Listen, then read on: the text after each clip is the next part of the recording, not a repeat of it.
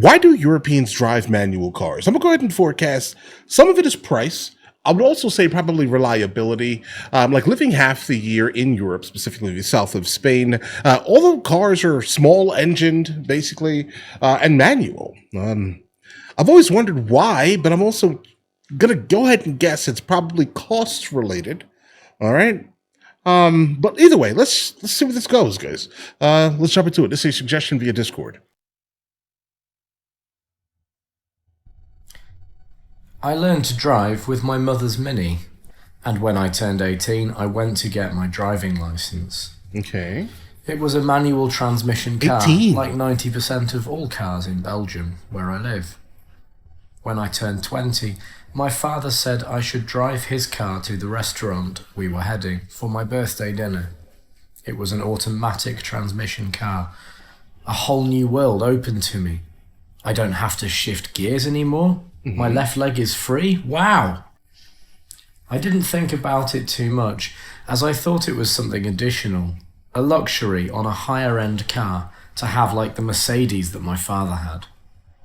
6 months later, I found a company for my international internship in the land of opportunity. Whoa! Okay, sorry about that. A buddy of mine and I rented a car for the first 2 weeks, That and was the surprising. only option available, automatic transmission. Absolutely. Well, okay, no problem. I drove it once, I thought, and we got it. Later on, we bought an old 1991 Toyota Celica GT with automatic transmission. Celica? Well, that's odd, we thought. An old car with automatic transmission? Uh-huh. In my mind, I'm still associating automatic transition being for luxury cars, so I couldn't place it well. 1 month later, during my internship, my boss asks to get something, and I could use his car. When What is this that I'm looking the at? keys, he says, "Can you drive a manual transmission?" And I was like, yeah, of course, I've got my license. And then he responded, "But this is the States, man. Not everyone can drive it." Right. It got me thinking, Very what does little he mean? amount of people. Are Americans bad drivers? No, we just learned When an I automatic. arrived back in the office, I asked my colleagues what kind of transmission they have in their car, and all of them answered with automatic. Right. I was shocked to hear it. And when I said, well, in Europe, most of us drive manual transmission, one colleague responded, "Why would you? Automatic is easy. Why would anyone take the harder option?" More I went control. away and did some research and found out the following information. In Europe, 80% of all new cars are manual transmissions, where in the States, it's around 5%. And that 5% mostly is going to go to like car guys. Okay, I'm just gonna be honest here, or like gigantic like over the road truckers, most likely, but mostly car guys like Mustangs and like V8 monstrosities, V10, 12, etc. An automatic car is, generally speaking, 1,000 to 2,000 euros more expensive. The taxes on cars are very high, especially in West Europe and Scandinavian countries, where taxes can be up to 150%. Right. So getting an automatic over there is a huge amount of extra money you'd pay. In most European countries, you pay an additional tax on the engine size and horsepower, which pushes the manufacturers into the smaller and lighter cars section. Yeah. Like an Audi A1 3-cylinder 1 litre. Where in the US, people tend to get 3-litre V6 or V8 engines. Right. Automatic transmission is heavier than manual, making your car weigh more, which causes more fuel consumption. Okay. Which is a big no-no for Europeans because the gas prices are significantly much higher there. Right? Like price per liter. I've noticed a lot of these things, right? So like when I first moved to Spain, we drove a Volkswagen Polo, right? Then we ended up moving basically to like a C-class Mercedes, pretty much later, like a year or so later. But we were definitely driving like a Volkswagen Polo. This is like a very small, almost smaller than one of those GTI, those Golf things, right? But yeah, the engine was absolutely minuscule. It had no power. It was manual and it was cheap, right? So I think that that it's definitely going to be cost related. So I'm definitely glad that he's kind of pointing out that, hey guys, listen, it's expensive. We don't make as much as you guys do over there, right?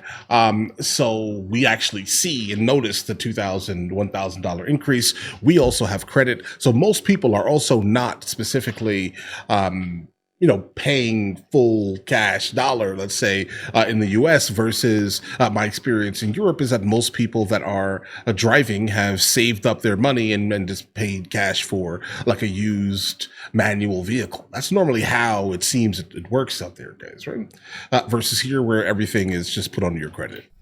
For example, in the US, a litre, where 1 litre is 0.264 gallons of gasoline, is about 0.81 USD.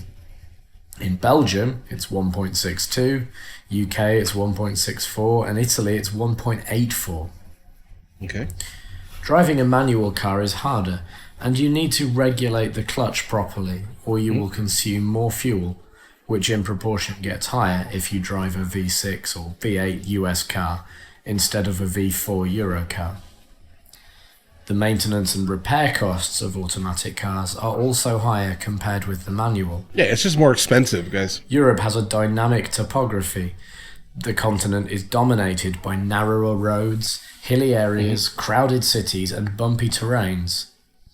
Driving through the roads of Europe thus calls for ultimate driving experience with manual transmissions. Moving the gears up and down is more common when driving through the countryside area. Hence, manual offers seamless acceleration around the corners. To summarise, the differences are mostly economical and geographical reasons. Trust me, it's not really economics. the way how people like to drive. What do you think will happen in the future? Will the trend keep on going? Yes. Or will we see a change because of electrical vehicles? Let me know in the comments. Okay, guys. Okay. Hold on. I definitely think that there probably will be a change, specifically with the amount of people that love the concept of like electronic vehicles.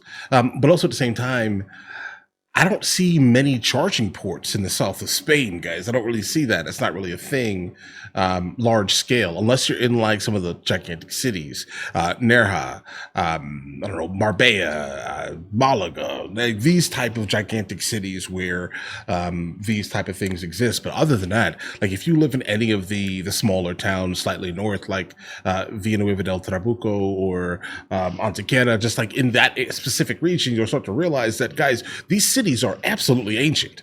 Okay, like they existed, let's say, before like roads existed for cars.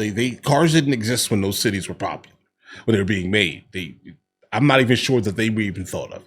Okay, it was just horses with carriages. That's the extent of it, let's say. And then if you go further out into the more rural areas, you start to realize that, bro, you can barely even get a tiny vehicle around some of the corners in these cities, guys. You can't.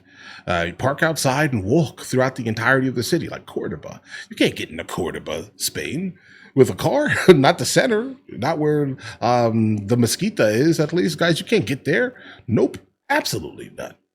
All right. So I get it. It makes all the sense in the world why, if you need a smaller vehicle that has the ability to kind of handle corners and to kind of keep up with the overall average income that's being made in some of the countries, as in like Italy and Spain and France, right?